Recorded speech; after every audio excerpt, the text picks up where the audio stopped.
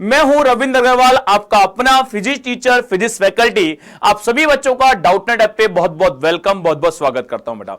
आज हम बात करने वाले हैं प्रत्यावर्ती धारा, जो हमारा चैप्टर चल रहा था प्रत्यावर्ती धारा बेटा, इसके बारे में हम बात करने वाले हैं। और आज इसका कौन सा लेक्चर नंबर देखने जा रहे हैं? लेक्चर नंबर 19 देखने जा रहे हैं। प्रत्यावर्ती धारा का लेक्चर नंबर 19 हम लोग देखने जा रहे हैं, जो कि बहुत ही ज्यादा महत्वपूर्ण, बहुत ही ज्यादा इंपॉर्टेंट होने वाला है हमारे लिए बेटा। ओके प्यारे बच्चों, तो जल्दी से जुड़ जाइए क्लास में बेटा, और जल्दी से क्लासेस को शेयर कर दीजिए, वीडियो को लाइक कर दीजिए, चैनल को सब्सक्राइब कर लीजिए और क्लासेस को अपने फ्रेंड्स को जल्दी से भेज दीजिए बेटा। और जल्दी से जुड़िए बेटा, रविंद्र अग्रवाल सर आपका इंतजार कर रहे हैं प्रत्यावर्ती धारा वाले चैप्टर में। ये बहुत इंपॉर्टेंट है और इसमें आपको टेलीग्राम चैनल का जो लिंक है, इस टेलीग्राम चैनल पे जाके आप मेरे टेलीग्राम चैनल को ज्वाइन कर सकते हैं। टेलीग्राम चैनल का जो नाम है वो नाम है रविंद्र फिजिक्स ग्रुप के नाम से टेलीग्राम चैनल है। इस टेलीग्राम चैनल को आप ज्वाइन कर सकते हैं बहुत इजीली बेटा। इंस्टाग्राम आईडी बेटा हमारी जो है वो इंस्टाग्राम आईडी है रविंद्र अग्रवाल 918 के नाम से इंस्टाग्राम आईडी है। इस इंस्टाग्राम आईडी से मुझे आप इंस्टाग्राम पर फॉलो कर सकते हैं। साथ में वीडियो को लाइक जरूर कीजिएगा, क्लास को शेयर करें और साथ में कमेंट्स जरूर करें बेटा, प्यारे प्यारे कमेंट्स करें, है ना। आज की क्लास में हम लोग बहुत सारे के महत्वपूर्ण प्रश्न करने वाले हैं, जो कि आपकी किस पर आधारित होंगे? प्रत्यावर्ती धारा पर आधारित होंगे। जो प्रत्यावर्ती टॉपिक मैंने आपको पढ़ाया है, एसी मैंने आपको पढ़ाया है, अल्टरनेट करना हमने पढ़ा है बेटा। पिछले 2 क्लासों से हम पढ़ रहे हैं, प्रत्यावर्ती धारा वाले चैप्टर को हमने पढ़ लिया है। 2-3 क्लासों से जो हमने पढ़ा है, इसी पर आधारित बेटा हमारा आज की क्लास होने वाली है। इसी पर बेस हमारे आज की क्लास के इंपॉर्टेंट क्वेश्चन होने वाले हैं, वो महत्वपूर्ण प्रश्न जो हमारे एग्जामिनेशन में पूछे जाने की पूरी संभावना होती है। लेकिन इन सभी प्रश्नों को कराने से पहले बेटा, इन सभी प्रश्नों को कराने से पहले मैं आपको जिस चैप्टर के इंपॉर्टेंट फॉर्मूलाज हैं, महत्वपूर्ण सूत्र हैं, वो सारे सूत्र एक बार याद दिला दूं।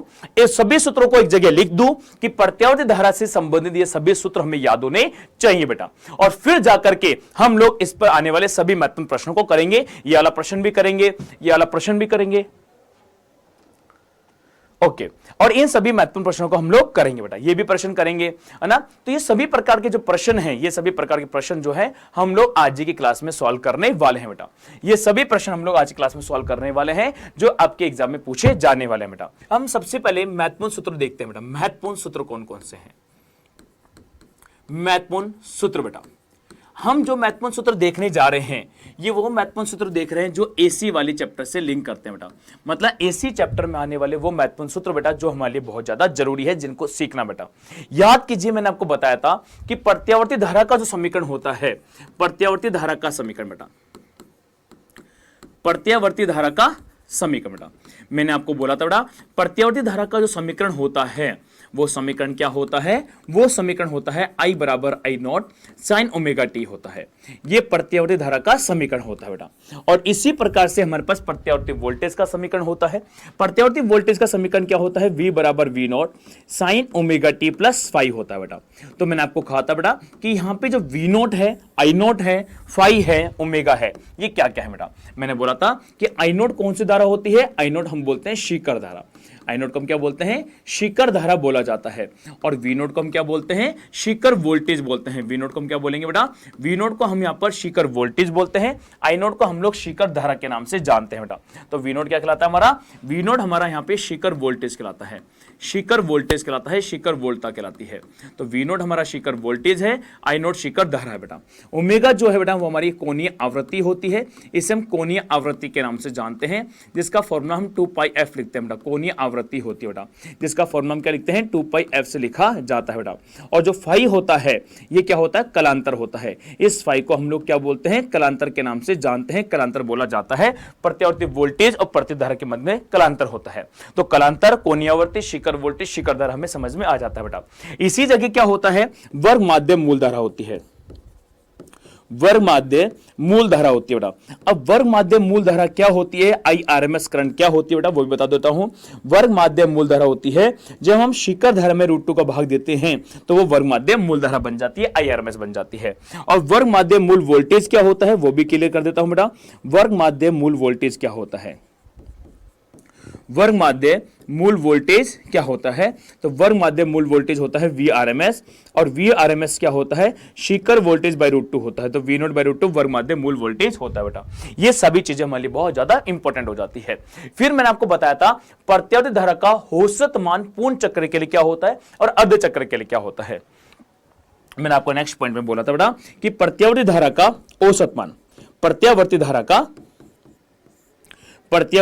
का औसत मान बेटा, प्रत्यावर्ती धारा का औसत मान आई एवरेज बेटा।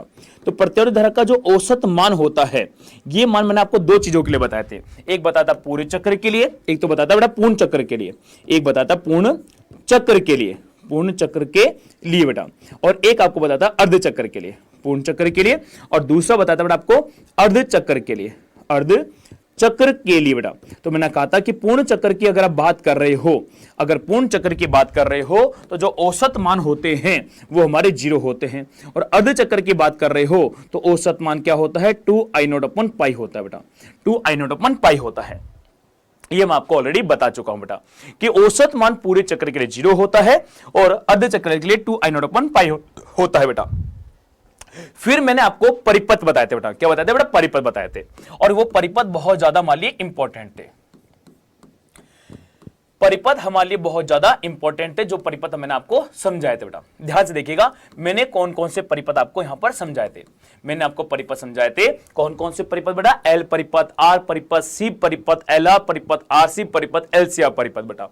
मैंने आपको बताया था कि एल परिपथ क्या होता है बेटा। मैंने कहा था कि अगर एल की बात कर रहे हो, देखो यहां पे मैं तीनों परिपथ लिखता हूं, यहां पे मैंने आर के बारे में बात की थी, पहले आर के बारे में, तो केवल अगर आर को प्रत्यावर्ती वोल्टेज से जोड़ते हैं तो मैंने आपको बता रखा है बेटा, केवल आर को प्रत्यावर्ती वोल्टेज से जोड़ने पर प्रत्यावर्ती वोल्टेज का समीकरण होता है V बराबर V0 sin ओमेगा टी होता है। तो प्रत्यावर्ती धारा का समीकरण क्या होता है, I बराबर I0 sin ओमेगा टी होता है। दोनों के बीच में जो कलांतर है, दोनों के बीच में जो हम कलांतर देख पाते हैं वो कलांतर यहाँ पे 0 डिग्री का होता है। परिपथ की प्रतिबाधा Z होती है, ये बात हम यहाँ पर देख पाते हैं बेटा। इसी प्रकार से फिर हमने बात की थी केवल अगर L हो, केवल L हो बेटा, केवल L हो बेटा, केवल L हो, अगर केवल L है बेटा, केवल L है, अगर इस L को मैं यहां पे प्रत्यावर्ती वोल्टेज से जोड़ देता हूं, अगर मैं L को केवल प्रत्यावर्ती वोल्टेज से जोड़ देता हूं जिसे हम XL बोलते हैं, V बराबर V0 sin ओमेगा टी से, तो बेटा हम यहां पे क्या देखते हैं कि L को V से जोड़ने पर जो धारा है वो π/2 कलांतर से पीछे हो जाती है, क्योंकि L में वोल्टेज आगे होता है, संधारित्र में वोल्टेज पीछे होता है। तो L में अगर वोल्टेज आगे होगा तो धारा पीछे हो जाती है। तो L के अंदर हम क्या देखते हैं, जो धारा है वो π/2 कलांतर से पीछे हो जाती है। पीछे होने का मतलब होता है यहां पे माइनस लिखना पड़ेगा। यहां पे माइनस का मतलब क्या है, यहां पे माइनस का मतलब है प्रत्यावर्ती धारा प्रत्यावर्ती वोल्टेज से π/2 कलांतर से पीछे है बेटा। यहां पे मतलब यह है कि प्रत्यावर्ती धारा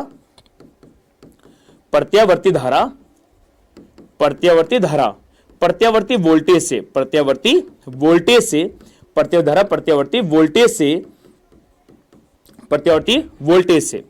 π/2 कलांतर से पीछे होती है, π/2 कलांतर से पीछे होती है, π/2 कलांतर से क्या होती है बेटा, पीछे होती है, पीछे होती है बेटा, π/2 कलांतर से पीछे होती है। प्रत्यावर्ती धारा प्रत्यावर्ती वोल्टेज से π/2 कलांतर से पीछे होती है, मतलब कलांतर जो हम देख पाते हैं इस वाली कंडीशन में वो π/2 को कलांतर देख पाते हैं। तो शक्ति जो गुणांक होता है cos 90 डिग्री वो 0 हो जाता है। ये बात हम यहाँ पे समझ पाते हैं केवल जब L होता है बेटा।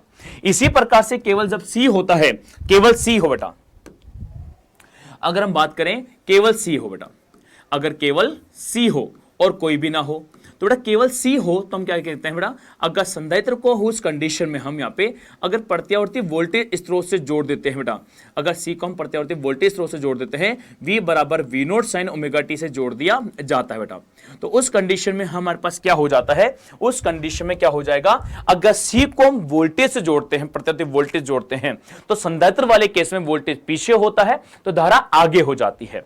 आगे हो जाने का मतलब है प्रत्यावर्ती धारा का समीकरण हो जाएगा I बराबर I0 sin omega t plus π/2 हो जाती है बेटा। तो प्रत्यावर्ती धारा जो है वो प्रत्यावर्ती वोल्टेज से π/2 कलांतर से आगे हो जाती है। तो हम यहां पे क्या देख पाते हैं कि प्रत्यावर्ती धारा वोल्टेज से, किससे बेटा, वोल्टेज से पाई बाय 2 कलांतर से, पाई बाय 2 कलांतर से आगे है, पाई बाय 2 कलांतर से क्या है बेटा, से आगे है, पाई बाय 2 कलांतर से बेटा क्या है, आगे है बेटा, पाई बाय 2 कलांतर से बेटा क्या है, वो आगे है। ये हमारे लिए एक इंपॉर्टेंट हो जाता है बेटा। तो यहाँ पे जब हम कलांतर देख पाते हैं, वो कलांतर हम कितना देख पाते हैं कि पाई बाय 2 होता है। शक्ति गुणांक की अगर बात करें, शक्ति गुणांक cos फाई होता है, और cos फाई यहाँ पे 90 डिग्री का है, तो शक्ति गुणांक यहाँ पे हमारा 0 हो जाता है बेटा। तो शक्ति गुणांक 0 हो गया, कलांतर हमारे पास पाई बाय 2 हो जाता है। यहां तक की चीजें हमारे लिए बहुत ज्यादा इंपॉर्टेंट हो जाती है। इसके बाद में हम बात करने वाले हैं, यहां तक के बारे में हमको क्लियर हो गया होगा। अगर परिपथ में केवल शुद्ध प्रतिरोध हो तो क्या करना है, परिपथ में केवल शुद्ध L हो तो क्या होता है, परिपथ में केवल शुद्ध C हो तो क्या होता है। और ये सारी बातें हमारे लिए बहुत ज्यादा महत्वपूर्ण थी। ये सारी बातें मैंने आपको बताई थी। मैंने ये भी बताया था जब L होता है, एक्सेल जब होता है, तो इस एक्सेल का जिसको बोलते हैं धार के प्रतिघात बेटा, सॉरी प्रेर के प्रतिघात, इसका सूत्र होता है ओमेगा इंटू एल बेटा, मतलब 2 पाई एफ इंटू एल इसका सूत्र होता है बेटा। और यहां पे होता है एक्सी, इस एक्सी का जो सूत्र होता है वो होता है बेटा 1 बाई ओमेगा इंटू सी होता है बेटा, और ओमेगा सी जो होता है वो होता है 2 पाई एफ बेटा, 2 पाई एफ इंटू सी हो जाता है बेटा। यहां पे ये धार के प्रतिघात होता है। तो एक्सी क्या होता है बेटा, एक्सी यहां पे धार के प्रतिघात होता है, एक्सेल यहां पे प्रेर के प्रतिघात होता है। तो एक्सेल क्या है, एक्सी क्या है, ये बात हमें अच्छे से पता होनी चाहिए बेटा। अब यहां पे आर, एल और जो सी, हमने तीनों के बारे में जो अलग अलग अध्ययन करा है, फिर मैंने आपको इनके मिश्रण पढ़ाए थे कि आर को एल के साथ मिश्रित कर दे तो क्या होगा, आर को सी के साथ मिश्रित कर दे तो क्या होगा, और जब तीनों को ही मिश्रित कर दे, एल को, सी को, आर को, तीनों को मिश्रित कर दे तो क्या होगा। ये फिर अपन ने इनके मिश्रण के बारे में बात की थी। तो पहला मिश्रण किसका है, आर और एल का मिश्रण की बात कर रहे हैं, आर और एल के मिश्रण की बात कर रहे हैं, आर एल परिपथ की बात कर रहे हैं बेटा, आर एल परिपथ की बात कर रहे हैं। आर एल परिपथ क्या होता है बेटा, आर एल परिपथ का मतलब है बेटा कि परिपथ में हम लोगों ने आर और एल को मिक्स कर दिया है। यहां पे प्रतिरोध है और यहां पर बेटा क्या है, एल है बेटा। अगर आर और एल को हमने मिश्रित कर दिया है और इसको हमने प्रत्यावर्ती वोल्टेज स्रोत से यहां पर जोड़ दिया बेटा, इस प्रकार से जोड़ दिया, तो बेटा ये क्या हमारे पास आर है और ये हमारे पास बेटा क्या है, एक्सएल है, और ये प्रत्यावर्ती वोल्टेज का समीकरण है V बराबर V not sine omega T है बेटा। यहां से धारा जा रही होगी, यहां से धारा आ रही होगी बेटा, ये आर पर वोल्टेज होगा और ये एल पर वोल्टेज होगा। तो बेटा मैंने यहां पे आपको बहुत सारे के फॉर्मूलेज बताए थे जो हमारे लिए इस आरएल परिपथ के क्वेश्चंस को सोल्व करने में हमारी हेल्प करते हैं बेटा। कौन कौन से फॉर्मूलाज बताए थे, अगर आप सोचते हैं तो बेटा मैंने आपको फॉर्मूलाज बताए थे, कौन कौन से बेटा सोच के देखिए, मैंने आपको फॉर्मूलाज बता दिए थे। पहला फॉर्मूला मैंने आपको बताया था यहां पर, कौन सा बेटा, मैंने आपको कहा था कि आरएल परिपथ की जो प्रतिबाधा है, आरएल परिपथ की प्रतिबाधा, पहला आरएल परिपथ की प्रतिबाधा, आरएल परिपथ की जो प्रतिबाधा है इसका सूत्र बताता बेटा कि आरएल परिपथ की जो प्रतिबाधा होती है इसका फॉर्मूला क्या होता है भैया, इसका फॉर्मूला होता है Z बराबर आर का स्क्वायर प्लस एक्सएल का स्क्वायर। ये पहला सूत्र मैंने आपको बताया था कि आरएल परिपथ की प्रतिबाधा का सूत्र क्या होता है, अंडर रूट आर का स्क्वायर प्लस एक्सएल का स्क्वायर होता है। यहां पे एक्सएल क्या है ये हमें पता होना चाहिए भैया, एक्सएल यहां पे ओमेगा एल है, ओमेगा मतलब 2 पाई एफ इंटू एल है बेटा, एक्सएल यहां पे 2 पाई एफ इंटू एल है बेटा। फिर दूसरा जो सूत्र मैंने आपको बताया था बेटा, इसी के अंदर दूसरा बताया था बेटा शक्ति गुणांक क्या होता है बेटा, शक्ति गुणांक क्या होता है इसका सूत्र मैंने आपको बताया था। और मैंने कहा था कि शक्ति गुणांक को हम लोग कोस फाई से प्रदर्शित करते हैं, और कोस फाई क्या होता है, कोस फाई यहां पर होता है आर बाई जेड बेटा, इससे हम शक्ति गुणांक कहते हैं, कोस फाई को हम आर बाई जेड बोलते हैं बेटा। तीसरा फॉर्मूला जो हमने किया था, तीसरा फॉर्मूला हमने किया था बेटा कलांतर का बेटा, किसका किया था बेटा, कलांतर का फॉर्मूला हमने ड्राइव किया था, कलांतर क्या होता है बेटा, और कलांतर जो हमने लिखा था वो लिखा था tan फाई बेटा, और tan फाई जो होता है बेटा, tan फाई जो होता है वो होता है बेटा आर बाई जेड बेटा। tan फाई क्या होता है, आर बाई जेड होता है, नहीं बेटा tan phi R by Z नहीं होता है। tan फाई क्या होगा बेटा, tan फाई के अगर बारे में बात करें तो बेटा tan फाई बेसिकली था एक्सएल बाई बेटा जेड। देखो यहां पे क्या होता है, आर होता है, यहां पर क्या होता है, एक्सएल होता है, यहां पर क्या होता है, एक्सएल होता है, तो यहां पे क्या होती है, प्रतिबाधा होती है, ये प्रतिबाधा होती है, और ये एक्सएल होता है, ये फाई था बेटा। तो tan फाई क्या था बेटा, लंब बटा आधार था, एक्सएल बटा आर होता है, एक्सएल बटा आर होता है। ये सारे सूत्र हमें याद होने चाहिए बेटा। देखो ये सूत्र मैंने कैसे बनाया, देखो अगर मान लो आप इन केस ये भूल जाओ कि tan फाई का सूत्र क्या होता है, अगर मान लो आप cos फाई का सूत्र भूल जाओ तो उस कंडीशन में घबराने की बिल्कुल जरूरत नहीं है। अगर आप ये सूत्र भूल जाते हैं तो आप इन सूत्रों को 2 सेकंड में बना सकते हैं, 2 सेकंड में बना सकते हैं। कैसे बना सकते हैं? इस प्रकार से बना सकते हैं, अगर आपको मैं एक शॉर्ट ट्रिक बता दूं तो आप आराम से इन फॉर्मूलेस को 2 सेकंड में बना सकते हैं। वो शॉर्ट ट्रिक क्या है सर? वो शॉर्ट ट्रिक याद करो, मैंने आपको क्लासेस के दौरान बताई थी। वो शॉर्ट ट्रिक क्या होती है? वो शॉर्ट ट्रिक ये होती है बेटा, वो शॉर्ट ट्रिक क्या होती है? वो शॉर्ट ट्रिक क्या है बेटा? वो शॉर्ट ट्रिक क्या है? शॉर्ट ट्रिक क्या है बेटा? वो शॉर्ट ट्रिक ही है बेटा, आप हमेशा ध्यान रखो आईपीएल बेटा। आईपीएल मैच आपने देखे ही होंगे, क्रिकेट के शौकीन रहे होंगे बेटा, आईपीएल मैच आपने बहुत बार देखा होगा। आईपीएल याद रखिए सर, ये आईपीएल कैसी शॉर्ट ट्रिक है? अरे आईपीएल एक ऐसी शॉर्ट ट्रिक है जिससे हम आसानी से ज्ञात कर सकते हैं कि कौन वोल्टेज आगे है, कौन पीछे है बेटा। किस में आगे होता है तो किस में पीछे होता है। आई का मतलब है इंडक्टर, इंडक्टर मतलब प्रेरण कुंडली। आई का मतलब क्या है? इंडक्टर, इंडक्टर का मतलब प्रेरण कुंडली है बेटा, प्रेरण बेटा। और पी का मतलब बेटा पोटेंशियल, मतलब विभव। एल का मतलब लीड, लीड का मतलब आगे। देखो इंग्लिश में इनके मतलब है इंडक्टर में पोटेंशियल लीड करेगा। अंग्रेजी में क्या मतलब है? इंडक्टर में पोटेंशियल लीड करेगा। हिंदी में क्या हुआ? प्रेरण कुंडली के अंदर, प्रेरक तत्व के अंदर विभव आगे रहेगा। तो अगर प्रेरक तत्व में विभव आगे रहेगा तो यहां कौन है? प्रेरक तत्व है, एल है, इसमें विभव आगे रहेगा। आगे रहेगा मतलब अगर यहां पे आर का वोल्टेज है तो अगर आगे रहेगा तो ऊपर बनता है, पीछे रहेगा तो नीचे बनता है, आगे रहेगा। ये मेरे को कैसे याद रहा? आगे रहेगा आईपीएल, इंडक्टर में पोटेंशियल आगे होगा। अगर इंडक्टर में पोटेंशियल आगे है तो परिणामी वोल्टेज आपका इधर हो जाता है, ये परिणामी वोल्टेज हो गया। उसी प्रकार से अगर इधर वीआर है तो इधर क्या होगा? आर होगा। इधर वीएल है तो इधर क्या होगा? एक्सएल होगा। तो यहां पे परिणामी प्रतिरोध क्या होगा? प्रतिबाधा होगी, प्रतिबाधा हो जाती है जेड बेटा। अगर प्रतिबाधा हो जाती है तो हम यहां पे क्या देख पा रहे हैं? ये एक्सएल है, ये आर है और ये हमारे पास कालांतर tan फाई है। अब खुद सोचो, cos फाई आधार बटा कण, आधार आर कण जेड आ गया, R by Z. tan phi लंब बटा आधार, लंब एक्सएल आधार आर, tan फाई आ गया। इस प्रकार से लिखा जाता है बेटा। क्या सभी को बात क्लियर हो गई होगी? आरएल परिपथ में होता क्या है सभी को क्लियर हो गया होगा, अच्छे से समझ में आ गया होगा। ये वो सभी महत्वपूर्ण सूत्र है बेटा जो हमारे लिए बहुत ज्यादा इंपॉर्टेंट होंगे। बहुत सारे के न्यूमेरिकल क्वेश्चन आपको इन फॉर्मूला बेस पर मिलेंगे बेटा, जिनमें सीधे सीधे आपको फॉर्मूला अप्लाई करने होंगे। अगर आप सही फॉर्मूला अप्लाई कर पाएंगे तो सही आंसर आपका ऑटोमेटिकली आ जाएगा। इसलिए सारे फॉर्मूलाज हमारे लिए बहुत ज्यादा इंपॉर्टेंट हो जाते हैं एग्जामिनेशंस में, इन क्वेश्चंस को क्रैक करने के लिए बहुत ज्यादा इंपॉर्टेंट हो जाते हैं। उम्मीद है ये सारे फॉर्मूलेज आपको समझ में आ गए होंगे। ये आरएल परिपथ हुआ। इसी प्रकार से होता है आरसी परिपथ, फिर न्यूमेरिकल क्वेश्चंस आएंगे। इसी प्रकार से बेटा कौन सा होता है? आरसी परिपथ होता है। आरसी परिपथ होता है बेटा, आरसी परिपथ। आरसी परिपथ के बाद में पहले न्यूमेरिकल क्वेश्चंस कराऊंगा, फिर आपको एलसीआर बताऊंगा बेटा। ये आर है और ये सी है बेटा। अगर आर और सी को मैंने यहां पे प्रत्यावर्ती वोल्टेज से जोड़ दिया तो ये आर हो गया और ये एक्स हो जाता है बेटा। और इसको मान लीजिए मैंने प्रत्यावर्ती वोल्टेज V बराबर V not sine omega t से यहां पर जोड़ दिया बेटा। तो बेटा इस वाले केस में क्या होगा? वही परिपथ की प्रतिबाधा होगी। यहां पे एक्सी क्या होता है? धार के प्रतिघात बेटा। इस एक्सी का फॉर्मूला क्या होता है? 1/ओमेगा सी बेटा। 1/ओमेगा सी मतलब 1/2πf इंटू सी होता है बेटा।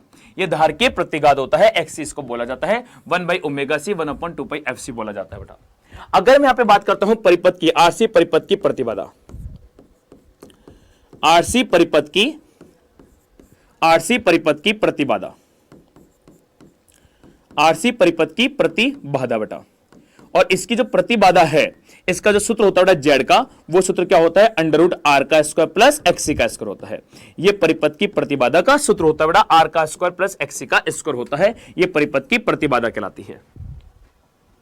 अगर बेटा मैं यहां पे बात करता हूं किसके बारे में बेटा, तो बेटा संधारित्र वाले केस में वोल्टेज पीछे होगा बेटा।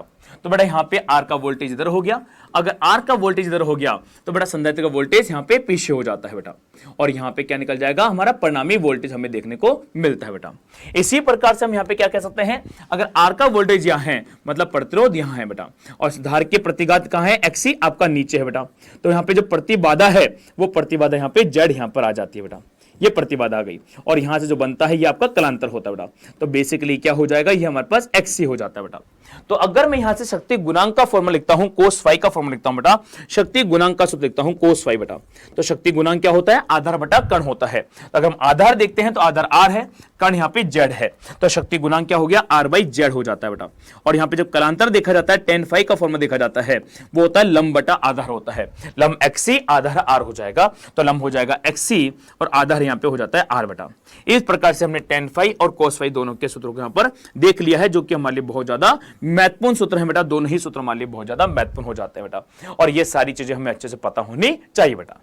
ओके, अब हम बात करते हैं इन सभी पर बनने वाले महत्वपूर्ण प्रश्नों के न्यूमेरिकल क्वेश्चंस में बात करते हैं कि आरसी परिपथ, आरएल परिपथ, क्या आरसी परिपथ से कैसे न्यूमेरिकल क्वेश्चन आ सकते हैं, आरएल परिपथ से कैसे न्यूमेरिकल क्वेश्चन आ सकते हैं, और इन पर सभी प्रकार से किस प्रकार के प्रश्न हमसे पूछे जा सकते हैं बेटा। आइए पहला प्रश्न हम लोग देखने जा रहे हैं बेटा।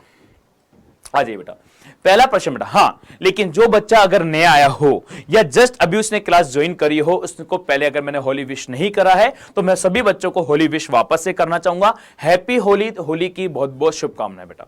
आइए पहला प्रश्न हमारी क्लास में आज क्या है, देखिएगा रंग से। पहला प्रश्न क्या है बेटा, पहला प्रश्न है, आर प्रतिरोध वाले एक प्रतिरोधक में से प्रत्येक धारा प्रवाहित हो रही है, यदि शिखर धारा का मान Ip है तो शक्ति क्षय क्या होगी बेटा। शक्ति क्षय पूछा गया है, पावर लॉस क्या होगा, शक्ति क्षय क्या होगी, एक प्रतिरोध वाले तार में से शक्ति क्षय क्या हो सकती है, बताइए बेटा। सोचिए शक्ति क्षय क्या होगी, और शिखर धारा का मान यहां पे Ip दिया गया है, शिखर धारा दी गई है, शुद्ध प्रतिरोध के लिए बोला गया है, शक्ति क्षय क्या होगी, फॉर्मूला सोचिए, आंसर सोचिए, क्या आंसर हो सकता है बेटा। दिमाग लगाइए बेटा, सोचिए एक बार, आप दिमाग लगाइए, नहीं होगा तो फिर मैं आपको सॉल्यूशन बताऊंगा। आपके कमेंट चैट बॉक्स में आंसर का मैं वेट कर रहा हूं बेटा, आपके कमेंट चैट बॉक्स में आंसर देने का मैं वेट कर रहा हूं। जल्दी से बढ़िया बढ़िया आंसर बताइए, कौन सा ऑप्शन आपके अकॉर्डिंग होना चाहिए बेटा, कौन सा आंसर आपके अकॉर्डिंग होना चाहिए बेटा। जल्दी से आंसर बताइए बेटा, जल्दी से आंसर सभी बच्चे मुझे कमेंट चैट बॉक्स में लिख करके बता दीजिए। हाँ, option A, B, C, D. देखो आइए मैं आपको इसका सॉल्यूशन बताता हूं बेटा। एक शुद्ध प्रतिरोध है, एक शुद्ध प्रतिरोध है R, अगर मैंने इसको एक प्रत्यावर्ती वोल्टेज स्रोत से जोड़ दिया, ठीक है। अब वो प्रत्यावर्ती वोल्टेज स्रोत जो है वो कितना है, प्रत्यावर्ती वोल्टेज स्रोत मान लीजिए V बराबर V0 sin ओमेगा t है। तो हम जानते हैं बेटा, मैंने आपको बता दिया, पहले ही बता दिया, अगर शुद्ध प्रतिरोध है तो धारा का समीकरण क्या हो जाएगा, I बराबर I0 sin ओमेगा t हो जाएगा। और जो शक्ति क्षय होती है, अगर हम बात करते हैं शुद्ध प्रतिरोध की, तो हम यहां पर यह भी जानते हैं कि इनके बीच में जो कलांतर होता है, फाई जो कलांतर होता है बेटा, जो फाई कलांतर होता है वो कलांतर कितना होता है, 0 डिग्री होता है बेटा, 0 डिग्री होगा, ये भी हम जानते हैं बेटा। अगर ये सारी बातें हमें पता है तो हमारे लिए क्वेश्चन करना बहुत ज्यादा आसान हो गया। कैसे आसान हो गया, अच्छा इस परिपथ की जो प्रतिबाधा होती है Z, वो क्या होती है, R के बराबर होती है, ये भी हमें पता है बेटा। और I0 जो शिखर धारा है बेटा, I0 जो शिखर धारा है वो क्या होगी, वोल्टेज बटा प्रतिरोध हो जाएगी, ये भी हम जानते हैं। मतलब V0 को हम क्या लिख सकते हैं बेटा, V0 को हम लोग I0 इंटू R लिख सकते हैं ओम के नियम से बेटा, V बराबर IR लिखा जा सकता है बेटा। तो अगर शक्ति क्षय की बात करते हैं तो शक्ति क्षय क्या होती है, वर्ग माध्य मूल वोल्टेज Vrms डॉट वर्ग माध्य मूल धारा Irms और cos फाई बेटा, ये शक्ति क्षय का सूत्र होता है। Vrms Irms cos फाई शक्ति क्षय का सूत्र होता है बेटा। वर्ग माध्य मूल वोल्टेज Vrms क्या हो जाएगा, अगर यहां देखिए बेटा, अगर मैं यहां पे औसत शक्ति देखता हूं बेटा, तो Vrms को मैं लिख सकता हूं V0/√2 लिखा जा सकता है, ये मैंने वर्ग माध्य मूल वोल्टेज को लिख दिया बेटा। Irms धारा को क्या लिख सकते हैं, शिखर धारा को, वर्ग माध्य मूल धारा को शिखर धारा बेटा √2 लिखा जा सकता है। और यहां पे क्या है, cos फाई क्या है, यहां पे कलांतर है बेटा। ध्यान से देखिए, अगर सारे मान को यहां पे रख दिया जाए तो रख दो बेटा, वर्ग यहां पे V0 क्या लिख सकते हो बेटा, V0 को लिख सकते हो I0 इंटू R बेटा, V0 को लिख सकते हैं बेटा I0 इंटू R लिखा जा सकता है, तो I0 इंटू R लिख सकते हैं। यहां पर I0 धारा है, √2 को √2 से गुना करोगे 2 हो जाएगा, और cos फाई जो कलांतर है वो 0 डिग्री का कलांतर है, cos 0 1 हो जाता है। तो जो औसत शक्ति है, शक्ति वह जो हम देख पाते हैं वो I0 square into R by two हो जाता है बेटा, ये औसत शक्ति से हो जाता है, I naught square R by two हो जाता है बेटा। तो हमारा आंसर क्या हो गया, I naught R square by two हो जाता है। मतलब कौन सा विकल्प सही हो जाएगा, सेकंड विकल्प हमारा एकदम सही हो जाता है बेटा, क्योंकि शिखर धारा को आईपी बोला गया है, तो आई नोट की जगह आईपी लिख दो, बात तो एक ही है। तो हमारा आंसर क्या हो गया, I naught square R by two हो जाता है। और आप खुद सोचिए, ये फॉर्मूला तो सबको पता है, लेकिन ये फॉर्मूला लगाने का फायदा भी तो तभी मिलेगा ना जब आपके ये सारे कॉन्सेप्ट भी क्लियर होंगे बेटा। मतलब आपको पता होना चाहिए कि केवल अगर शुद्ध प्रतिरोध लगा हो तो क्या क्या चीजें हो जाती है, शुद्ध प्रतिरोध वाली कंडीशंस में क्या क्या चीजें एक्स्ट्रा ऐड हो जाती है, कि जब केवल शुद्ध प्रतिरोध होता है, प्रत्यावर्ती वोल्टेज से जोड़ते हो तो क्या आ जाता है, उसकी वजह से प्रत्यावर्ती धारा आ जाती है, शिखर धारा आ जाती है, प्रतिबाधा आ जाती है, कलांतर आ जाते हैं। ये सारे कॉन्सेप्ट आपको पता होंगे, आप इजीली उसको अप्लाई करेंगे, इजीली आप उसका आंसर भी फाइंड आउट कर पाएंगे बेटा। ओके, अब बढ़ते हैं नेक्स्ट न्यूमेरिकल पर बेटा। अगला न्यूमेरिकल क्वेश्चन क्या दिया जा रहा है, अगला न्यूमेरिकल क्वेश्चन आपको दिया गया है एक एलसीआर श्रेणीक्रम परिपथ है बेटा, एक एलसीआर श्रेणीक्रम परिपथ है, इसमें आर का मान दे रखा है 100, एल का मान दे रखा है ए, सी का मान दे रखा है 1 माइक्रोफेरेड बेटा, ये हमें आवृत्ति दे रखी है 500 बटा पाई, अब में आवृत्ति दे रखी है। प्रत्यावर्ती धारा के लिए परिपथ की प्रतिबाधा क्या होगी, परिपथ की प्रतिबाधा पूछी गई है, प्रतिबाधा क्या हो सकती है बेटा। याद करो, मैंने आपको अभी भी बताया, अगर परिपथ में आर भी है, एल भी है, सी भी है और ओमेगा भी है, तो हम परिपथ की प्रतिबाधा बहुत आसानी से ज्ञात कर सकते हैं। कैसे, देखो, अगर परिपथ में हमारे पास आर है, परिपथ में हमारे पास एल है, परिपथ में हमारे पास सी है, और इन तीनों को अगर हमने किसी प्रत्यावर्ती वोल्टेज से जोड़ दिया है बेटा, प्रत्यावर्ती वोल्टेज से जोड़ दिया है बेटा, यहां पे हम क्या देख पा रहे हैं, ये प्रतिरोध आर है, ये हमारे पास एक्सएल है और ये हमारे पास एक्ससी है बेटा, और इसका वोल्टेज का समीकरण V बराबर V not sine omega T है बेटा। तो अगर पहले आर का मान निकालें, आर का मान हमें क्या दे रखा है बेटा, आर का मान हमें पहले से ही 100 ओम हमें दिया हुआ है बेटा, आर का मान हमें पहले से ही 100 ओम हमें दे रखा है बेटा। एक्सएल निकाल लेते हैं, एक्सएल जो होता है बेटा ओमेगा इंटू एल होता है, एक्सएल ओमेगा इंटू एल होता है, ओमेगा लिखा जाता है 2 पाई एफ इंटू एल से लिखा जाता है। तो अगर एक्सएल देखना है तो 2 पाई इसको एफ से गुना करो, एफ क्या है, आवृत्ति, आवृत्ति क्या है बेटा 500 बटा पाई है, 500 बटा पाई हो जाती है, और एल जो है, एल देखो यहाँ पे 1 हेनरी है, तो पाई से पाई कट जाता है, तो एक्सेल हम क्या देख पाते हैं, एक्सेल हम यहाँ पे 1000 ओम देख पाते हैं कि एक्सेल का मान यहाँ पे 1000 ओम हो जाता है। अब एक्सी को देखो, एक्सी क्या होती है बेटा, 1 बाई ओमेगा सी होती है, तो 1 बाई ओमेगा सी क्या होता है, 2 पाई एफ इंटू सी होता है बेटा। अगर मैं इसको सोल्व करता हूं तो 1/2 पाई एफ जो है 500 बटा पाई इंटू सी होता है बेटा, 500 पाई बटा इंटू सी होता है, और सी यहाँ पे क्या है 1 माइक्रोफेरेड है, 10⁻⁻⁶ बेटा, पाई से पाई कट जाएगा 1000, 10⁻⁻3, तो ऊपर क्या आ जाएगा 1000 आ जाएगा, तो यहां से एक्सी आ जाता है, तो एक्सी आप क्या देख पा रहे हो 1000 आ रहा है। ये बहुत इंपॉर्टेंट चीज आ गई है। अगर मैं यहां पे देख पा रहा हूं कि एक्सेल 1000 है, एक्सी 1000 है, मतलब एक्सेल और एक्सी दोनों बराबर आ गए बेटा। जब दोनों बराबर होते हैं तो हम जानते हैं इस कंडीशन को अनुनाद कंडीशन बोला जाता है, अनुनाद स्थिति बोलते हैं। जब आपका एक्सेल एक्सी के बराबर हो तो यह स्थिति कौन सी होती है, तो यह स्थिति अनुनाद होगी। तो यह स्थिति कौन सी होगी, तो यह स्थिति अनुनाद होगी बेटा। ये स्थिति बेटा कौन सी होती है, अनुनाद होती है, अनुनाद कंडीशन कहलाती है। तो ये स्थिति कौन सी होती है, अनुनाद होगी बेटा। अनुनाद होगी मतलब इस कंडीशन पे क्या हो जाएगा, एक्सेल एक्सी के बराबर हो जाता है। तो इस कंडीशन में हम बोलते हैं कि परिपथ की जो प्रतिबाधा है, परिपथ की प्रतिबाधा, परिपथ की जो प्रतिबाधा है, इस कंडीशन में अगर हम देखें तो परिपथ की जो प्रतिबाधा होती है जेड जो हो जाता है वो हमारा आर के बराबर हो जाता है, और आर हमें कितना दे रखा है 100 ओम दे रखा है बेटा। तो परिपथ की जो प्रतिबाधा है वो क्या हो जाएगी 100 ओम हो जाती है। मतलब हमारा यहां पे अगर आंसर देखते हैं तो पहला ऑप्शन यहां पे एकदम करेक्ट हो जाता है बेटा। इस प्रकार से हमने इस क्वेश्चन को कर लिया है बेटा। ओके है ना बेटा, ये क्वेश्चन कैसे सॉल्व किया है सभी को समझ में आ गया होगा। परिपथ की प्रतिबाधा यहां पे 100 ओम हो जाती है, और ये हमने कैसे किया सभी को क्लियर हो गया होगा। क्लियर हो गया बेटा। अब बढ़ते हैं अगले न्यूमेरिकल क्वेश्चन की तरफ। अगला न्यूमेरिकल क्वेश्चन क्या है उसको हम समझेंगे, कैसे सॉल्व करना है उसको भी हम लोग जानेंगे बेटा। अगला न्यूमेरिकल क्वेश्चन आपके सामने आने वाला है, ध्यान से देखिएगा। ये अगला नेक्स्ट न्यूमेरिकल क्वेश्चन आपको दिया जा रहा है बेटा। दिए गए एलसीआर परिपथ में प्रतिरोध के सिरे पर विभवांतर एवं धारा क्या होगी बेटा। यह प्रतिरोध दे रखा है और इस प्रतिरोध के सिरे पर विभवांतर पूछा गया है और इस प्रतिरोध के सिरे पर धारा पूछी गई है। मतलब यहां पे विभवांतर क्या होने वाला है और यहां पे धारा क्या होने वाली है। मतलब धारा का मान पूछा जा रहा है और बेसिकली आर पर विभवांतर पूछा जा रहा है। थोड़ा अगर धारा का मान आ गया ना तो विभवांतर तो अपने आप आ जाएगा, ये हम जानते हैं। ये हम जानते हैं बेटा कि अगर धारा का मान आ जाए तो विभवांतर अपने आप आ जाता है। ये हम बहुत ही इजीली कैलकुलेट कर सकते हैं। यह हमें बहुत अच्छे से पता है बेटा। कैसे पता है हम जानते हैं किस प्रकार से, ध्यान से सुनिएगा।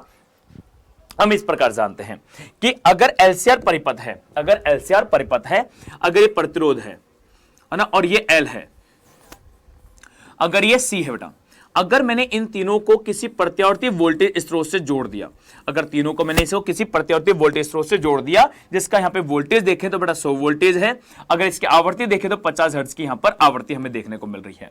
अगर इसका प्रतिरोध देखते हैं तो प्रतिरोध यहां पे हमें मुझे 50 ओम का देखने को मिल रहा है, और जो एल जो है, इस पे जो वोल्टेज है, एल पे जो वोल्टेज है, वो वोल्टेज बेटा मुझे कितना देखने को मिल रहा है, एल पे जो वोल्टेज है वो 400 वोल्टेज है, और जो सी पर वोल्टेज है वो भी कितना है, 400 वोल्टेज है बेटा। ये मुझे देखने को मिल रहा है, एल और सी पर वोल्टेज बराबर है। तो आप सोचिए कैसे इसको सॉल्व किया जाएगा, दिमाग लगाइए, जल्दी से सोचिए।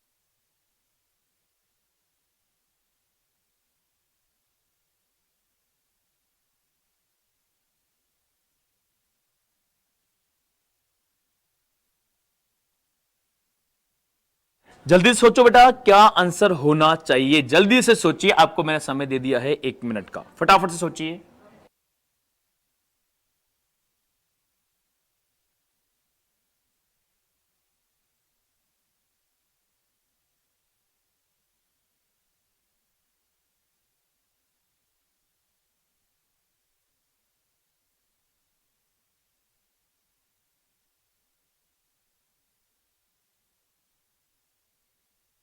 आइए बेटा, मुझको उम्मीद है कि आप लोगों ने सॉल्व कर लिया होगा, अभी तक तो सॉल्व कर ही लिया होगा बेटा। आइए बेटा, आप लोगों के आंसर आ गए होंगे। अब मैं आपको बताता हूं बेटा, अगर L और C पर वोल्टेज बराबर होता है बेटा, यदि L और C पर वोल्टेज बराबर है बेटा, यदि L पर और C पर वोल्टेज क्या होता है, बराबर होता है, तो परिपथ की जो प्रतिबाधा है वो शुद्ध प्रतिरोध R के बराबर होती है, क्योंकि ये कंडीशन जो है बेटा, L और C पर वोल्टेज बराबर होने की जो कंडीशन है, ये अनुनाद होती है बेटा, ये अनुनाद स्थिति है बेटा। ये कौन सी स्थिति है बेटा, अनुनाद स्थिति है, अनुनाद स्थिति होगी या अनुनाद स्थिति है बेटा। इसे हम अनुनाद कंडीशन कहते हैं। जब L और C पर वोल्टेज बराबर होते हैं तो परिपथ की प्रतिबाधा शुद्ध प्रतिरोध के बराबर होती है। Z हमारा R के बराबर होता है बेटा। अगर Z हमारा R के बराबर है तो Z यहां पे R के बराबर हो जाता है, और जब Z R के बराबर होता है मेरे प्यारे बाल को, तो हम यहां पर क्या क्या लिख सकते हैं, हम यहां पे क्या क्या लिख सकते हैं, देखिएगा बेटा। तो हम यहां पे आराम से धारा को लिख सकते हैं। शिखर धारा क्या होगी, शिखर धारा हम लिख सकते हैं बेटा V0/Z होगी बेटा। और V0 क्या है, V0 तो हमें पता है बेटा, यहां पे जो वोल्टेज दिया है ये कौन सा वोल्टेज है, आरएमएस वोल्टेज है। तो V0 क्या होगा बेटा, V RMS इंटू √2 होगा। और VRMS कितना है, 100 है, तो 100 इंटू √2 जो है बेटा, यहाँ पे शिखर वोल्टेज हो जाता है। तो शिखर वोल्टेज कितना हो गया, 100 गुना √2 हो जाता है। और परिपथ की प्रतिबाधा जो है वो R के बराबर है, R कितना है, 50 है। तो 50 से अगर 100 को काटेंगे 2 आ जाएगा, तो शिखर धारा बेटा हम क्या देख पाते हैं, 2√2 एम्पीयर यहाँ पे शिखर धारा देखने को मिलती है बेटा। अगर शिखर धारा 2√2 एम्पीयर देखने को मिल रही है तो हमसे क्या पूछा बेटा, परिपथ में प्रतिरोध के सिरे पर विभवांतर क्या होगा। तो बेटा प्रतिरोध के सिरे पर विभवांतर होगा यहाँ पे I0 इंटू R होने वाला है, और I0 कितना है, 2√2 है, और जो प्रतिरोध है, प्रतिरोध कितना है बेटा, 50 है। तो R के सिरे पर विभवांतर बेटा कितना हो जाएगा, 100√2 वोल्ट यहाँ पे R के सिरे पर विभवांतर हो जाता है बेटा। इस प्रकार से हमने यहाँ पर कैलकुलेट कर लिया बेटा। तो R के सिरे पर विभवांतर का 100√2 को भी सॉल्व करना चाहो तो कर लीजिए बेटा। √2 का मान कितना होता है, 1.414 होता है, 1.414 होता है बेटा। तो लगभग हम देखेंगे तो 141.4 वोल्ट के समथिंग वो आ जाता है बेटा। तो R के सिरे पर विभवांतर पूछा गया था, और साथ में हमसे क्या पूछा गया था बेटा, प्रतिरोध के सिरे पर विभवांतर पूछा गया है, और परिपथ में प्रवाहित होने वाली धारा पूछी गई है। तो परिपथ में प्रवाहित होने वाली धारा तो हम आराम से देख पा रहे हैं भैया कि जो परिपथ में प्रवाहित होने वाली धारा होगी, परिपथ में जो प्रवाहित होने वाली धारा जो हम देख पा रहे हैं बेटा, वो क्या होने वाली है, वो हम देख सकते हैं कि परिपथ में प्रवाहित होने वाला 2√2 एम्पीयर है बेटा। अब 2√2 एम्पीयर को भी सोल्व करना पड़ेगा। अब 2√2 एम्पीयर को अगर सोल्व करते हैं तो 2 गुना √2 का मान है 1.414 बेटा, तो गुना करेंगे 2.828 हो जाता है बेटा। लगभग हम कह सकते हैं कि ये 3 एम्पीयर के बराबर हो जाती है। तो अगर हम धारा देखें तो हम यहाँ पे देखो सभी केसेस में 2 एम्पीयर दे रखा है, मतलब ये आरएमएस मान है। ये कौन से मान है बेटा? आरएमएस मान है। क्यों? क्योंकि हम यहां से देखेंगे, यहां पे हम देख पा रहे हैं शिखर धारा है, लेकिन हम यहां पे देख सकते हैं कि जो आरएमएस धारा होती है वो क्या होती है? I not by root two होती है। I not by root two होती है। रूट टू का भाग दे दीजिए, मतलब 2 एम्पियर बेटा। मतलब ये वर्ग माध्यम मूल धारा है। अगर ये वर्ग माध्यम मूल धारा है तो वोल्टेज भी वर्ग माध्यम मूल वोल्टेज ही होगा। और ये आर पे कौन सा वोल्टेज है? शिखर वोल्टेज है। अगर आर पे मुझे आरएमएस वोल्टेज चाहिए, अगर आर पे भी मुझे आरएमएस वोल्टेज चाहिए तो यहाँ रूट टू को भाग देना पड़ेगा, और आरएमएस वोल्टेज किसके बराबर आ जाएगा? 100 वोल्ट के बराबर आ जाएगा। तो हम देख पा रहे हैं हमारा आंसर 100 वोल्ट और 2 एम्पियर हो जाता है। तो क्या आंसर हो गया बेटा? 100 वोल्ट एंड 2 एम्पियर। तीसरा ऑप्शन यहाँ पे एकदम करेक्ट हो जाता है। ऐसे प्रश्न जब पूछे जाते हैं तो स्टूडेंट्स बहुत ज्यादा कंफ्यूज हो जाते हैं, सोच में पड़ जाते हैं कि आखिरकार इसका आंसर दें तो किस प्रकार से इस क्वेश्चन का आंसर दिया जाए बेटा। बहुत बड़े कंफ्यूज कंडीशन उनके सामने बन जाती है। लेकिन मुझे नहीं लगता कि आप लोग कंफ्यूज होने वाले हैं, क्योंकि आप लोग तो कंफ्यूज कर देने वाले लोगों में से आते हैं, होने वाले लोगों में से नहीं आते हैं बेटा। ओके, तो यहां तक की बात आपको समझ में आ गई होगी। इसका आंसर क्या हो जाएगा? 100 वोल्ट एंड 2 एम्पियर हमारा आंसर हो जाता है। हमारा आंसर क्या होगा? 100 वोल्ट और 2 एम्पियर हमारे इस क्वेश्चन का आंसर हो जाएगा। आइए अब बढ़ते हैं नेक्स्ट न्यूमेरिकल की तरफ बेटा। अगला न्यूमेरिकल क्वेश्चन क्या दिया जा रहा है? दिए गए परिपथ के लिए शक्ति गुणांक क्या होने वाला है बेटा? दिए गए परिपथ के लिए शक्ति गुणांक क्या होने वाला है? हमें आर परिपथ दे रखा है और आर के साथ साथ हमें एल भी दिया है बेटा। तो आर के साथ साथ जो हमें एल दिया गया है, इसके लिए शक्ति गुणांक का मान पूछा गया है कि बेटा शक्ति गुणांक का मान होगा तो क्या होगा बेटा? ध्यान से सुनिएगा बेटा, शक्ति गुणांक कैसे ज्ञात करते हैं।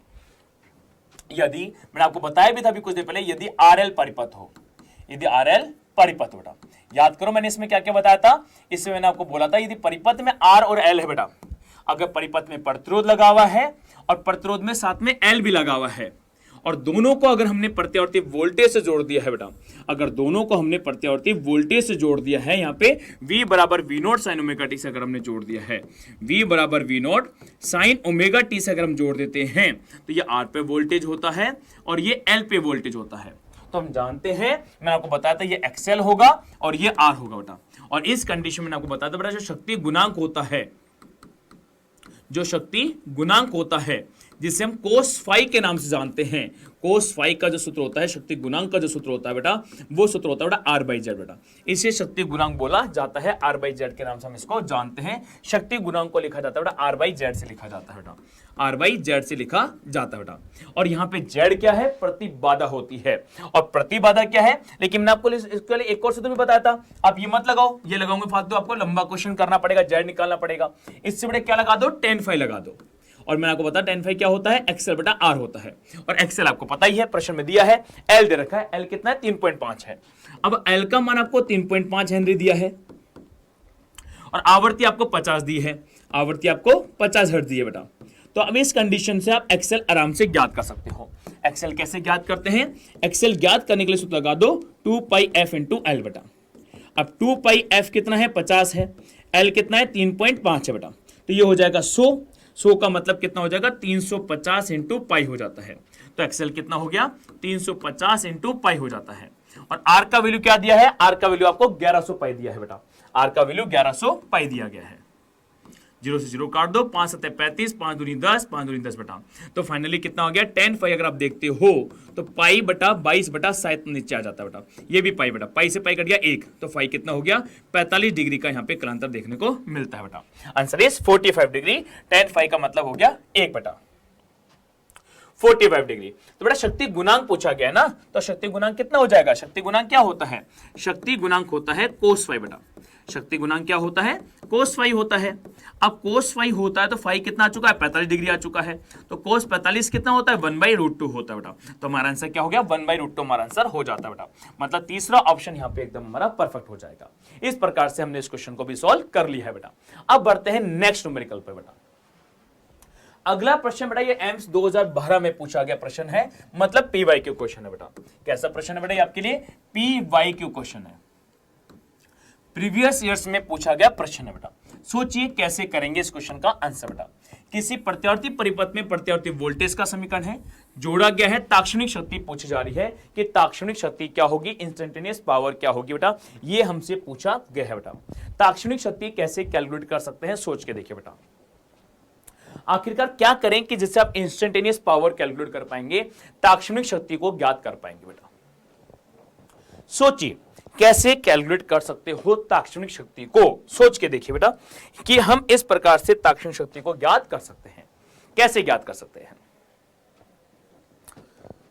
सोचिए बेटा, जल्दी से सोचिए, दिमाग लगाइए, दिमाग के घोड़े दौड़ाइए। आखिरकार ताक्षणिक शक्ति को कैसे ज्ञात किया जा सकता है?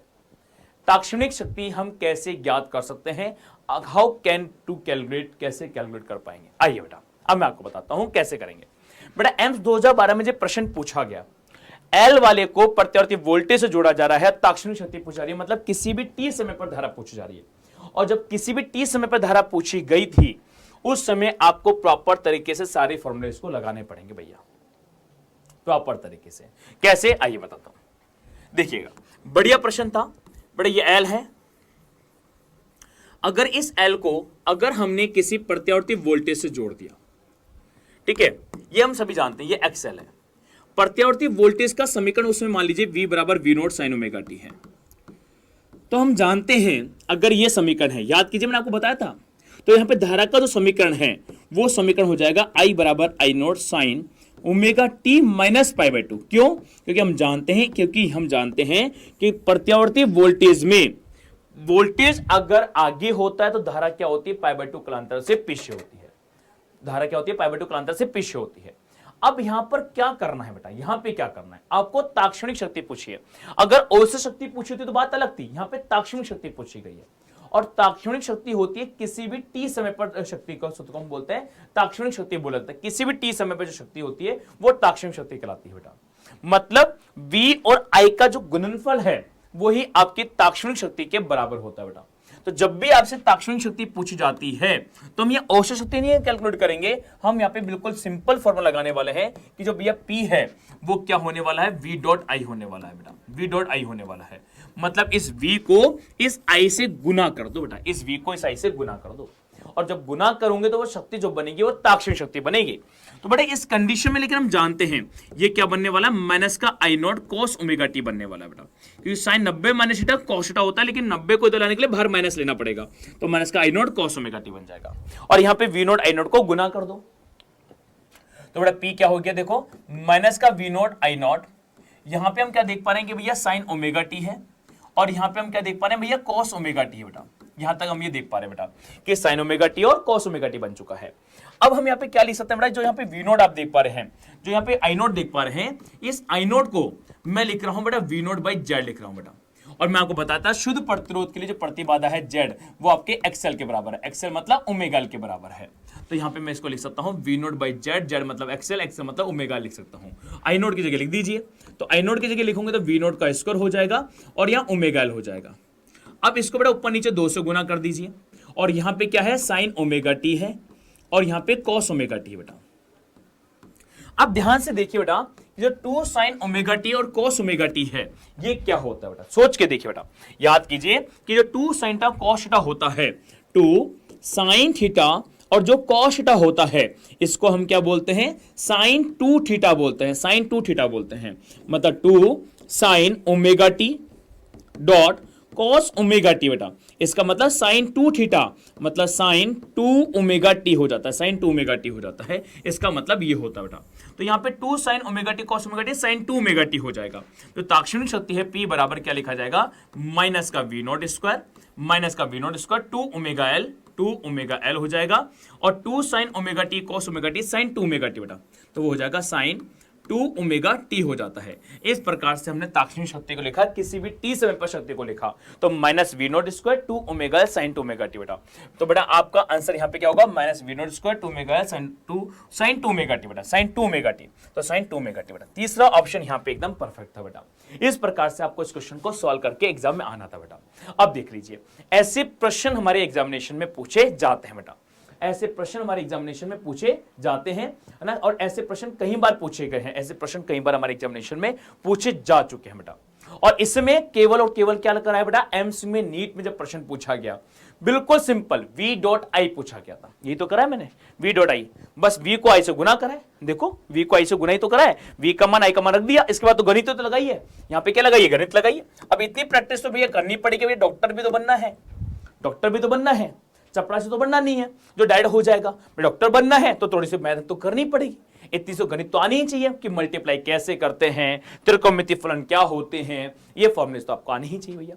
डॉक्टर बनने जा रहे हो, दुनिया की एक रेपुटेटेड जॉब लेने जा रहे हो, दुनिया के एक मान सम्मान वाली नौकरी करना चाहते हो, डॉक्टर बनना। क्योंकि डॉक्टर जो होता है दुनिया के लिए सम्मान वाला आदमी होता है, हर कोई उसको रेस्पेक्ट की नजर से देखता है। बड़े से बड़ा नेता अधिकारी भी डॉक्टर को हमेशा नतमस्तक करता है, सम्मान करता है डॉक्टर का। और ऐसी पोस्ट को पाने के लिए, डॉक्टर बनने के लिए, भगवान का दूसरा रूप का अधिकार लेने के लिए भैया मेहनत तो करनी पड़ेगी। आप चाहो भगवान का दूसरा रूप का अधिकार भी मिल जाए और मेहनत भी ना करनी पड़े, तो भैया ऐसे थोड़ी ना होता है, ऐसे थोड़ी ना होता है। भगवान का दूसरा रूप बनने की सोच रहे हो, डॉक्टर बनने की सोच रहे हो, और ऐसे छोटे छोटे प्रश्नों से अगर घबराओगे तो कैसे काम चलेगा। चीजें नहीं आती है, चीजें समझ में नहीं आ रही, तो उसको सीखने की कोशिश करो बेटा। अंदर से लगन लाओ, अंदर से मेहनत करने का जज्बा पैदा करो। हारो मत बेटा, हिम्मत मत हारो, मेहनत करने के बारे में सोचो। आखिरकार ये प्रश्न नहीं हुआ तो क्यों नहीं हुआ, ये सोचो बेटा कि हमने ऐसी क्या गलती करी जिसकी वजह से प्रश्न गलत हो गया।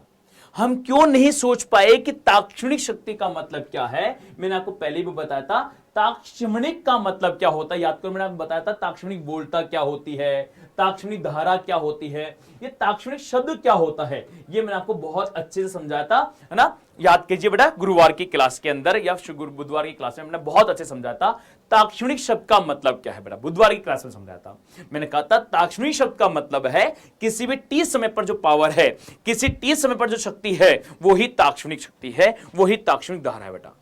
और उसके लिए क्या करना होगा, वोल्टेज को आपको धारा से गुना करना पड़ेगा, और मैंने वही करा है, वोल्टेज को धारा से गुना कर दिया। और यहां पे धारा का समीकरण कैसे लिखा, ये मैं आपको पहले बता चुका हूं, अभी भी तो बताया था, जब L होता है तो धारा पीछे होती है, वोल्टेज आगे होता है, धारा पीछे बना दी, गुना कर दिया। गुना करा तो देखा यहां पे यार, इसको मैंने माइनस को बाहर ले लिया। क्यों माइनस को बाहर लिया, क्योंकि मैथ्स में एक प्रॉपर्टी होती है sine 90 minus theta cos theta होता है। बट प्रॉब्लम ये थी ना, यहाँ omega t minus pi by 2 है, तो पहले इसको pi by 2 minus omega t तो बनाना पड़ेगा ना, और pi by 2 minus omega t बनाने के लिए माइनस बाहर लेना पड़ेगा। मतलब मुझे यहाँ पे क्या करना पड़ेगा, आई बराबर माइनस का आई नोट लिखूंगा, साइन लिखूंगा, और यहाँ पे पाई बाय 2 माइनस का ओमेगा टी लिखूंगा। जब जाके तो वो बनेगा, जब जाके तो वो बनने वाला है बेटा।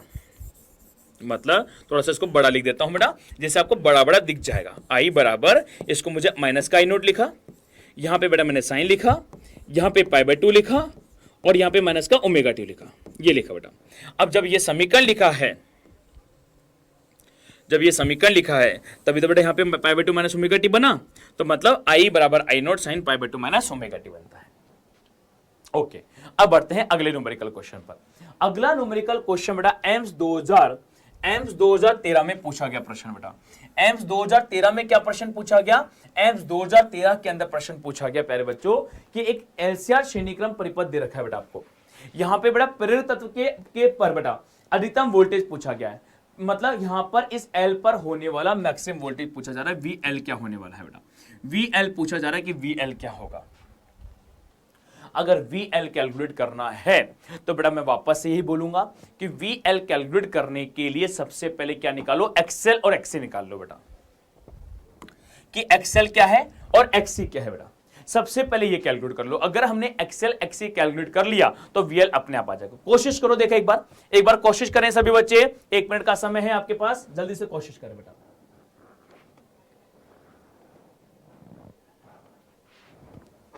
जल्दी से कोशिश करेंगे सभी बच्चे बेटा, फटाफट से। देखो अब मैं बताता हूं, अब मैं आपको बताता हूं बेटा, देखिएगा, ये R है, ये L है और ये C है बेटा। अगर मैंने इसको प्रत्यावर्ती वोल्टेज स्रोत से जोड़ दिया है, प्रत्यावर्ती वोल्टेज स्रोत से जोड़ दिया बेटा, कितने से, V बराबर 5 साइन 100 टी बेटा, 5 साइन 100 टी से जोड़ दिया है। और यहां पे R है, R कितना बेटा 20 ओम है। यहाँ पे ये L है, L कितना बेटा 0.5 हेनरी है। और यहाँ पे ये C है, और C कितना बेटा 200 माइक्रोफेरेड है बेटा, 200 माइक्रोफेरेड है बेटा। इस प्रकार से मैंने जोड़ दिया। तो बेटा अगर मैं यहाँ से कंपेयर करता हूँ V बराबर V not sine omega t से कंपेयर करता हूँ, तो बेटा कंपेयर करने पर मैं यहाँ पे क्या देखूंगा कि जो ओमेगा है, कोणीय आवृत्ति है, वो कितनी हो जाती है बेटा, 100 हो जाती है। ये मैं यहाँ पे देखूंगा कि जो कोणीय आवृत्ति है वो यहाँ पे किसके बराबर होगी बेटा, 100 के बराबर हो जाती है। अगर ओमेगा 100 हो गया है बेटा तो हमें सबसे पहले एक्सएल निकालना होगा। एक्सएल होगा ओमेगा इंटू एल बेटा। ओमेगा कितना है, 100 है, और एल का वैल्यू कितना है बेटा, यहाँ पे 0.5 है बेटा। तो बेटा फाइनली कितना हो गया, 50 ओम यहाँ पे एक्सएल हो जाता है। फिर हमें एक्सी ज्ञात करना होगा। एक्सी क्या होगा बेटा, 1/ओमेगा सी होगा। 1/ओमेगा सी, ओमेगा कितना है बेटा, 100 है, और सी का मान बेटा क्या देख पा रहा हूं, 200 माइक्रोफेरेड है। माइक्रो का मतलब होगा 10⁻⁻⁶ बेटा। तो बेटा ये 4 जीरो कट जाएगी, ऊपर 2 जीरो चल जाएंगे, 100/2 हो जाएगा। ये भी कितना देखने को मिल रहा है बेटा, 50 ओम देखने को मिल रहा है। अब ध्यान से देखिए क्या देखने को मिल रहा है बेटा, हमें एक्सएल एक्सी हमें बराबर देखने को मिल रहा है बेटा। हम देख पा रहे हैं कि एक्सएल जो है एक्सी के बराबर है। एक्सएल एक्सी के बराबर होने का मतलब है परिपथ कैसा है, अनुनाद होगा। परिपथ क्या होगा, परिपथ में अनुनाद होगा बेटा। परिपथ में अनुनाद कंडीशन बनेगी। अनुनाद कंडीशन का मतलब हो गया कि हमारा एक्सएल जो है एक्सी के बराबर है, मतलब तब क्या होगा, प्रतिबाधा जो है, परिपथ की जो प्रतिबाधा है जेड जो है बेटा, प्रतिबाधा वो हमारे आर के बराबर होने वाली है। आर के बराबर प्रतिबाधा होगी, और आर किसके बराबर है, 20 ओम के बराबर है। और इस कंडीशन में जो परिपथ में धारा प्रवाहित होगी, जो शिखर धारा प्रवाहित होगी बेटा, वो शिखर वोल्टेज बेटा प्रतिबाधा होगी बेटा। और शिखर वोल्टेज कितना होगा वो हम यहां से देख पा रहे हैं कि शिखर जो वोल्टेज है वो हमारे पास कितना है, 5 वोल्ट है बेटा। शिखर वोल्टेज कितना है, 5 वोल्ट का हमारे पास यहाँ पे शिखर वोल्टेज है बेटा। शिखर वोल्टेज 5 वोल्ट का है, तो शिखर वोल्टेज 5 वोल्ट का हो गया, प्रतिबाधा 20 हो गई, तो धारा यहाँ पे 1/4 हो गई बेटा। तो शिखर धारा क्या हो जाती है, 0.25 एम्पीयर यहाँ पे शिखर धारा हमें देखने को मिलती है बेटा। तो शिखर धारा कितनी हो गई, 0.25 एम्पीयर हमें शिखर धारा देखने को मिल रही है बेटा। अगर शिखर धारा 0.25 एम्पीयर हो गई है तो हमसे क्या पूछी गई बेटा, अधिकतम वोल्टेज पूछा गया। एल पर अधिकतम वोल्टेज क्या होगा, तो एल पर अधिकतम वोल्टेज यहाँ पे हो जाएगा I नोट इंटू एक्सएल हो जाता है। आई नोट का मान हम देख चुके हैं बेटा 0.25 एम्पीयर हो गया है, और एक्सएल का जो मान है, एक्सएल का जो मान है बेटा वो कितना हो गया, 50 ओम हो गया बेटा। 50 ओम हो गया बेटा। अगर पॉइंट को उठाते हैं तो नीचे 4 जीरो 2 जीरो आ जाएंगी, 50 से काटोगे 2 से कट जाएगा, 12.5 यहाँ पे एल पे विभव पतन आ जाता है। 12.5 वोल्ट का यहाँ पे विभव पतन हो जाता है बेटा। ठीक है, तो हमारा आंसर कितना हो गया, 12.5 वोल्ट हमारा विभव पतन हो जाता है। तीसरा ऑप्शन यहाँ पे हमारा एकदम करेक्ट हो जाता है। Third option is the right option बेटा। ओके प्यारे बच्चों, इस प्रकार से हमने इस न्यूमेरिकल क्वेश्चन को भी इजीली सॉल्व कर लिया है। ओके बेटा, तो बेटा हमने देखा कि इस प्रकार से क्वेश्चन कैसे सॉल्व किए जाते हैं। अगला प्रश्न है बेटा एंड 2015 में आएगा। एक संधारित्र को प्रत्यावर्ती धारा स्तरों से जोड़ने पर प्राप्त होने वाली शक्ति की आवृत्ति क्या होगी। शक्ति की आवृत्ति क्या होगी ये हमसे पूछा गया है। आवृत्ति दे रखी है, वोल्टेज दे रखा बेटा संधारित्र को बेटा। अब बेटा शक्ति की आवृत्ति पूछिए। बेटा हम जानते हैं कि अगर सी से आप जोड़ते हो, अगर आप सी से जोड़ते हो तो सी से जोड़ने पर संधारित्र से हम किसी से प्रत्यावर्ती वोल्टेज को जोड़ते हैं। सोच के देखिए क्या होगा बेटा, एक बार आप आंसर बताइएगा आपके अनुसार क्या होना चाहिए। अगर किसी संधारित्र को एक्सी को आपने अगर किसी प्रत्यावर्ती वोल्टेज V बराबर V not sine omega t से जोड़ा तो शक्ति क्या हो सकती है। सोच के देखिए शक्ति क्या हो सकती है, सोच के बताइए आपके अनुसार शक्ति क्या होनी चाहिए। जल्दी से सोचिए बेटा, आपके अनुसार शक्ति क्या होनी चाहिए। अगर संधारित्र को प्रत्यावर्ती वोल्टेज से जोड़ते हो तो शक्ति क्या होगी बेटा। देखिए बेटा याद कीजिए, जब भी किसी प्रत्यावर्ती वोल्टेज से जोड़ा जाता है तो हम जानते हैं कि प्रत्यावर्ती जो धारा हो जाती है एल वाले केस में, मैंने आपको बताया था सी वाले केस में धारा जो है π/2 कलांतर से आगे हो जाती है, क्योंकि धारा आगे होगी और वोल्टेज पीछे हो जाता है। और इस कंडीशन में जो हमें कलांतर देखने को मिलता है दोनों के बीच में, वो कलांतर जो है फाई वो हमें यहाँ पर 90 डिग्री का देखने को मिलता है। और जब कलांतर π/2 का होगा तो हम क्या जानते हैं, शक्ति वह जो होने वाली है, शक्ति वह जो होने वाली बेटा, शक्ति वह बेटा। और कौन सी वे बेटा, शक्ति वे का मतलब औसत शक्ति वे बेटा। औसत शक्ति वे होगा उस कंडीशन में V RMS वर्ग माध्यम मूल वोल्टेज I RMS वर्ग माध्यम मूल धारा इनटू cos फाई शक्ति गुणांक होता है बेटा। और शक्ति गुणांक cos फाई हो गया। cos फाई मतलब cos 90 डिग्री, और cos 90 डिग्री का जो मान होता है बेटा वो कितना होता है, 0 होता है बेटा। तो cos 90 डिग्री यहाँ पे 0 हो जाता है। तो जो औसत शक्ति है बेटा वो हमें यहाँ पे 0 वाट देखने को मिलती है बेटा। ये औसत शक्ति हमें देखने को मिलेगी बेटा, 0 वाट हमें औसत शक्ति देखने को मिलने वाली है बेटा। तो हमारा आंसर क्या हो गया, तीसरा विकल्प एकदम सही हो जाता है, 0 हमारा आंसर होने वाला है। औसत शक्ति जो है बेटा, औसत शक्ति हमें आपको 0 देखने को मिलेगी, 0 देखने को मिलेगी बेटा, क्योंकि यहाँ पे कलांतर होगा 90 डिग्री का, शक्ति गुणांक हो जाएगा 0 बेटा। ओके, इस प्रकार से हमने इस क्वेश्चन को सॉल्व किया बेटा। और ये सारी बातें मैंने आपको आज की क्लास में बताई है बेटा। ये सारी बातें बहुत ज्यादा महत्वपूर्ण हो जाती है। और इन सभी बातों के बाद में बेटा हम बात करते हैं एलसीआर परिपथ की बेटा,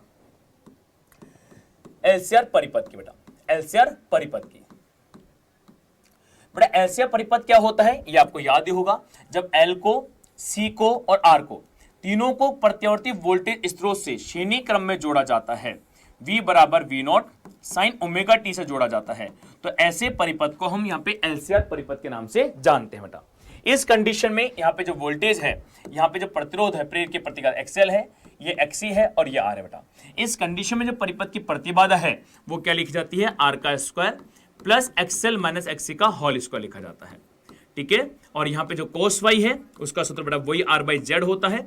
कलांतर जो है टेन फाई जो है उसको हम यहाँ पे ऐसे लिखते हैं बेटा, XL minus XC by R से लिखा जाता है, XL minus XC by R से लिखा जाता है बेटा। ये सारी चीजें हमें अच्छे से याद होनी चाहिए बेटा। इस पर बेस मैंने आपको काफी सारे के न्यूमेरिकल क्वेश्चंस करा दिए हैं, आने वाली आगामी कक्षाओं में भी आपको मैं बहुत सारे के न्यूमेरिकल क्वेश्चंस कराने वाला हूं बेटा।